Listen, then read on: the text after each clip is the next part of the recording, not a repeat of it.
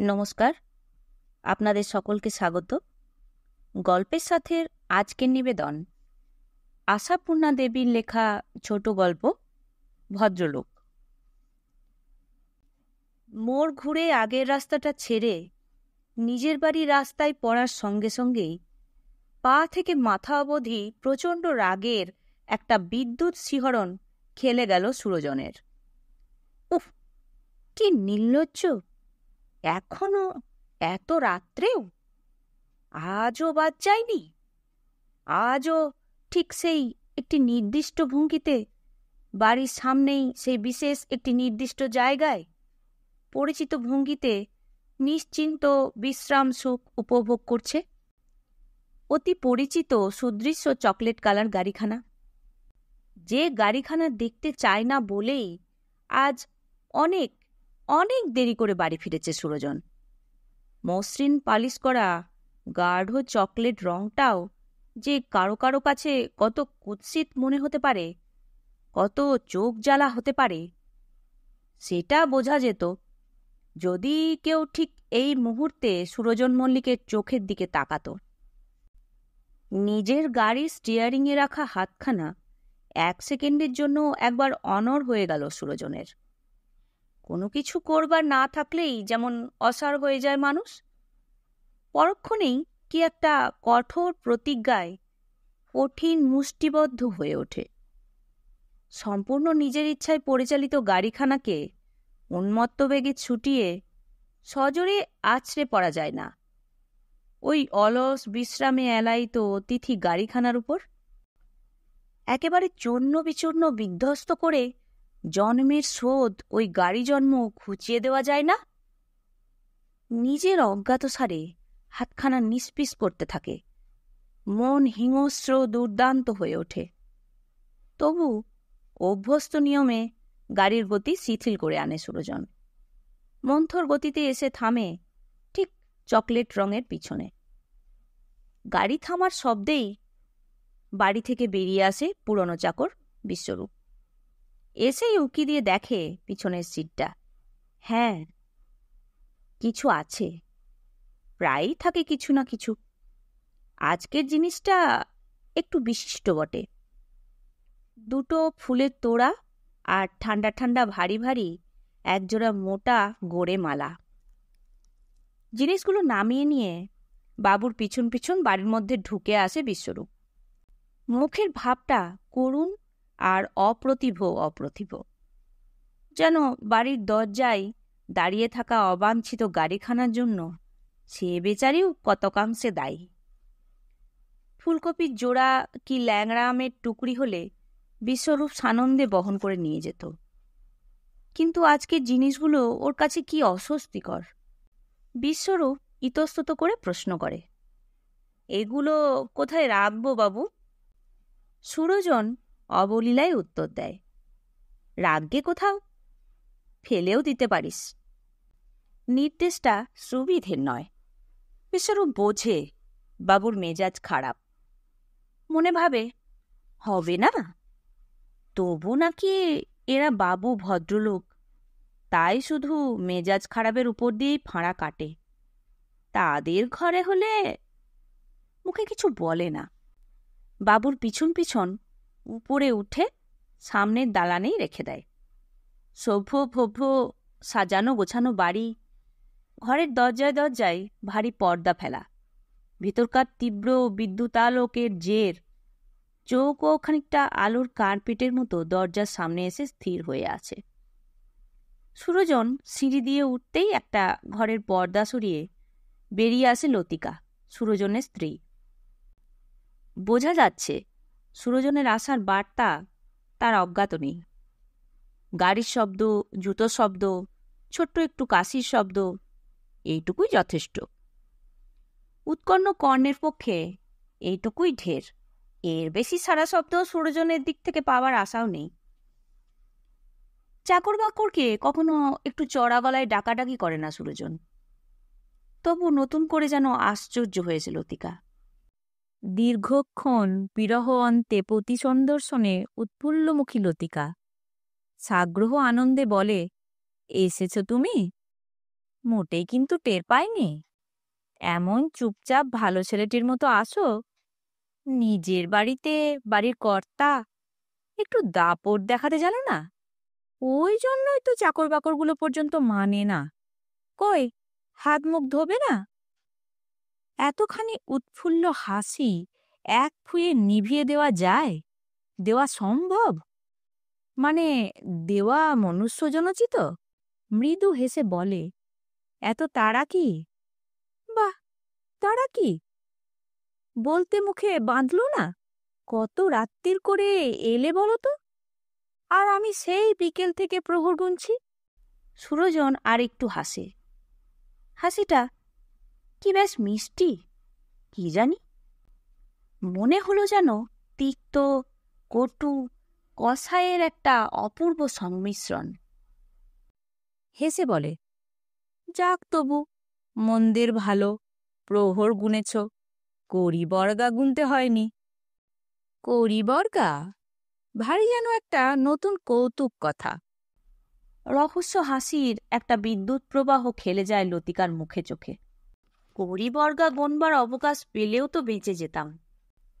গলা নিখাতে নামিয়ে বলে, সন্ধ্যাবেলা একটু একা থাকবো, সে এজো আছে। ওই দেখো গে না, তোমার বন্ধু রত্নটি ঠিক এসে বসে আছে। যত ভাবছি এইবারে উঠে গেলে বাঁচি বাবা, ততই গল্প জমাচ্ছেন ভদ্রলোক। যত রাজ্যের ওর সেই ছেলেবেলাকার কাহিনী, কার যে শুনতে ভালো লাগছে তা খেয়াল নেই। যাই বলো, তোমার বন্ধুটি বাবু বড় ডাল। উফ, আজ এত বিশ্রী লাগছিল বসে থাকতে, হায় তুলে মরছি, তাও বুঝতে পারে না। যেন এটা নেহাতি দৈবাতের ঘটনা, যেন প্রত্যহ এই আদুরে আদুরে গা জ্বালা কথা, একঘেয়ে কথাগুলো শুনতে হয় না সুরজনকে। এত কথার পর একটাও কথা না কওয়া অভদ্রতা নয় কি? অগত্যাই কথা খুঁজে বার করতে হয় সুরজনকে।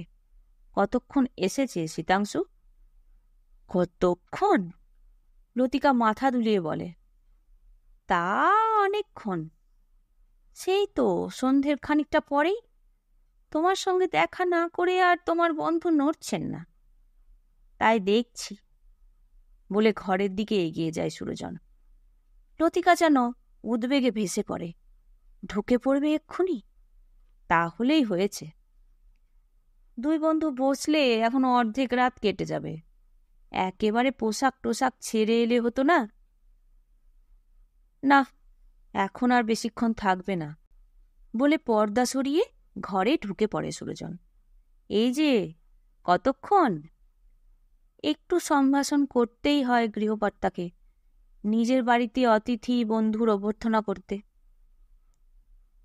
না বললে ভালো দেখায় না, আবার এর চাইতে বেশিই বা কি বলা যায়। কি খবর, ভালো তো? এই কুশল প্রশ্নটাও দৈহিক বরাদ্দের অতিথির সম্বন্ধে বাহুল্য, হাস্যকর। শীতাংশু কিন্তু হৈ হৈ করে ওঠে, যেন কতকাল দেখেনি সুরজনকে। যাক, আশা হলো বাবুর। আমি তো ভাবছিলাম আজ আর দেখাই হলো না। এতক্ষণে বন্ধুর অদর্শনে, ম্রিয়মাণ এবং সম্প্রতি বন্ধুর দর্শনে উৎফুল্ল শীতাংশু উচ্ছ্বসিত হয়ে বাক্যবিন্যাসে, তুমি তো রাত 10টা অবধি আড্ডা দিয়ে বাড়ি ফেরো, এদিকে ঘরে গৃহিণী তো পলকে পলকে ঘড়ি দেখছেন। উহ, সে যন্ত্রণা যদি দেখতে! বলে লতিকার মুখের দিকে তাকিয়ে হাসে। লতিকা কি বলতে যাচ্ছিল, সুরজন থামিয়ে দেয় যেন। ও বলে ওঠে, সে যন্ত্রণা না দেখেও বুঝতে পারছি। লতিকা ঈষৎ শুকনো মুখে বলে, যন্ত্রণা না হাতি? এত বানাতে পারেন শীতাংশুবাবু? সুরঞ্জন অদ্ভুত একটু হেসে ওঠে। কেন বানানো কেন? ঠিকই তো, যন্ত্রণা তো বটেই, দারুণ যন্ত্রণা। আচ্ছা যাক, ডাক্তার চ্যাটার্জি এসেছিলেন? লতিকা ঘাড় কাত করে। শীতাংশু যেন এ খবর নতুন শুনল, যেন আচমকা ডাক্তারের নামে উৎকণ্ঠায় ভেঙে পড়েছে। সকাতরে বলে, ডাক্তার কার জন্যে? কই কই ইয়ে মিসেস মল্লিক এতক্ষণ তো কিছু বললেন না আমায়? লতিকা স্বামীর প্রতি একটি সপ্রেম কটাক্ষ নিক্ষেপ করে স্বামীর বন্ধুকে বলে, বলবার মতো হলে তো বলবো। কালকে রাত্রে সামান্য একটু সর্দি জ্বর গোছের হয়েছিল, সকালে ছেড়ে গেছে।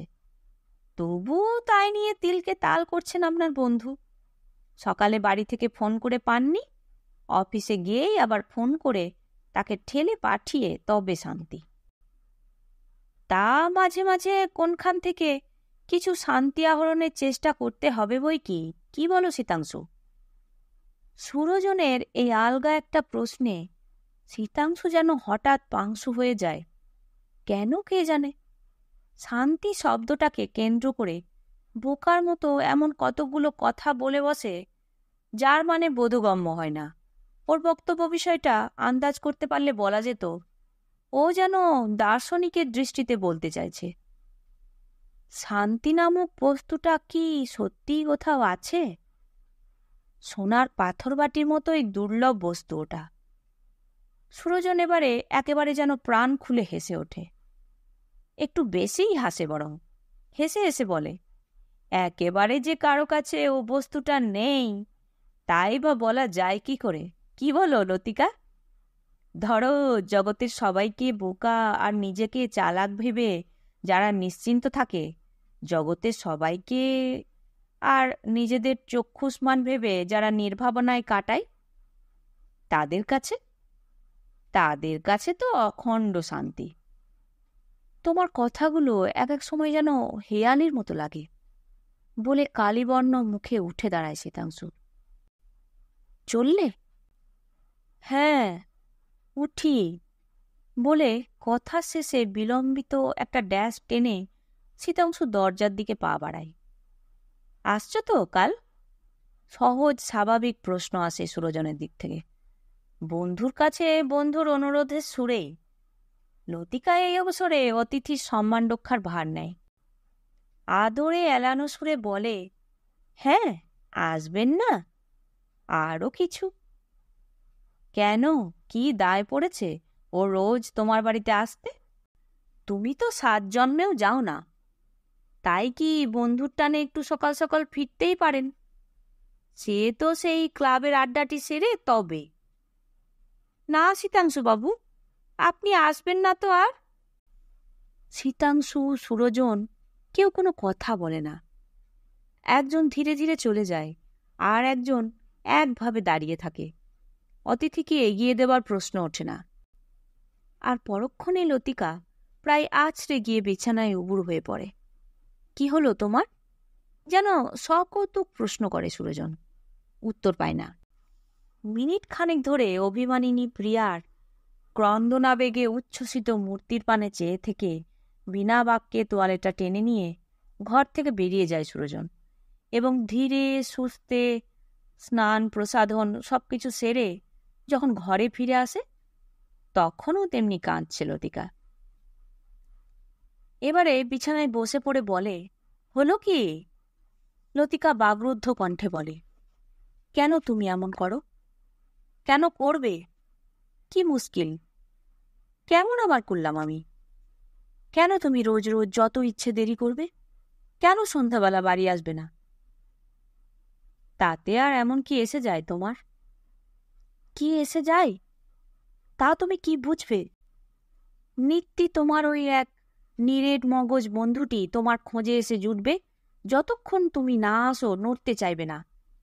আর আমার প্রাণান্ত নিজের অবসরটুকু মাটি, রোজ সে চা দাও, জল খাবার দাও, বিরক্ত লাগে না?